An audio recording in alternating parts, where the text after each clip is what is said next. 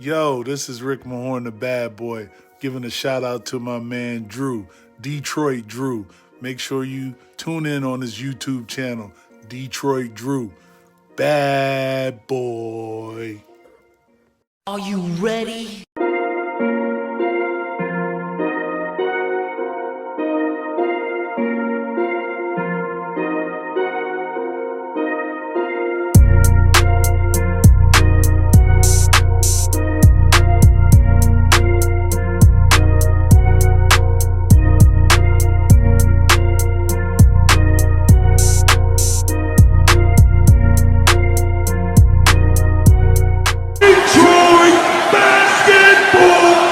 Peeps, how's it going today? I'm telling you my solutions to how to get the NBA back and how they can start playing games relatively soon.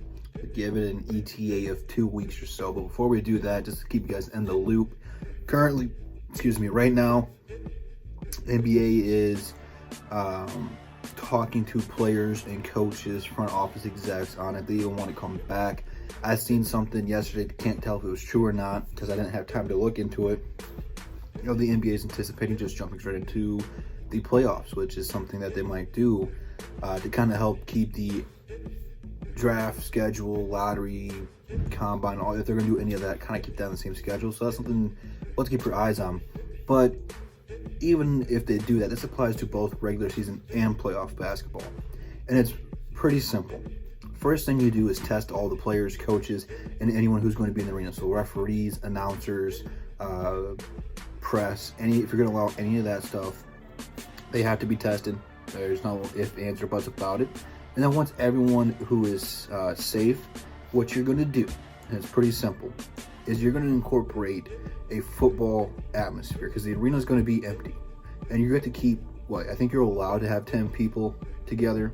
I don't know if that varies state to state or not.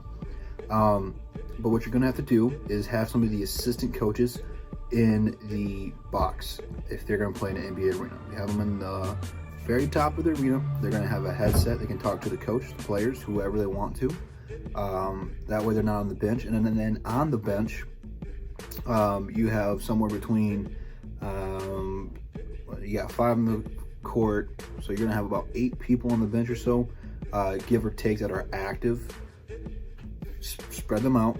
Have 2 seats in between them. And since the arena is empty, you can have people behind the bench and scattered out through the arena. I'm not saying that they'd be on the other side of the arena, but pretty local to your team's bench, so that way they got space or whatever.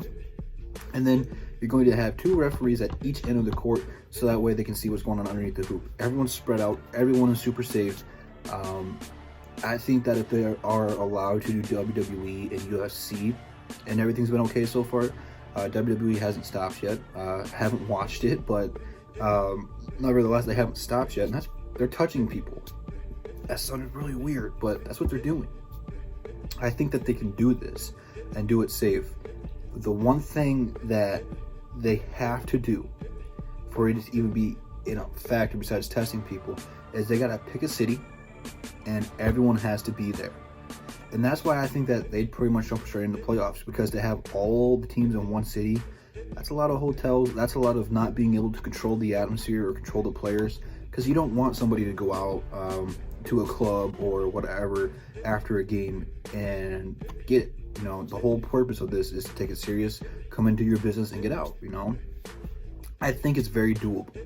I think that we know enough to what keeps us safe that we can incorporate some of this to the game. Just spread the players out on the bench. Obviously, they're going to play pretty physical defense and get pretty close into that. But if everyone's tested the same, keep them all in the same area. You got everyone else spread out. No fans at all. Unfortunately, that sucks for me because I like going to these events. But playoff, that's not going to matter to me because Detroit's not in the playoffs. But no fans, one location, people spread out on the bench. Headset for coaches to talk throughout, because I don't even know how much of an assistant coach really impacts the game. But spread everybody out, man, and that's pretty simple. If you guys have any more brain buster ideas, let me know. I think that's a pretty straightforward plan. I think it's something that we'll maybe not exactly see, but something along that blueprint of when the NBA does come back. If it's this year, next year, whenever, that's what's going to be implemented. So only thing we can do is wait and find out. But that's all I got for you guys. Leave it down in the comments what you guys want to see or what you guys would do if you were the NBA commissioner or the NBA players in general. Leave it down there below. Instagram, Twitter, DSA website, all in the description. Roundtable over on Jim's channel tonight. He is the creator of the website. Go check that out. That's the bottom line because Detroit Drew said so. See you guys tomorrow. Peace.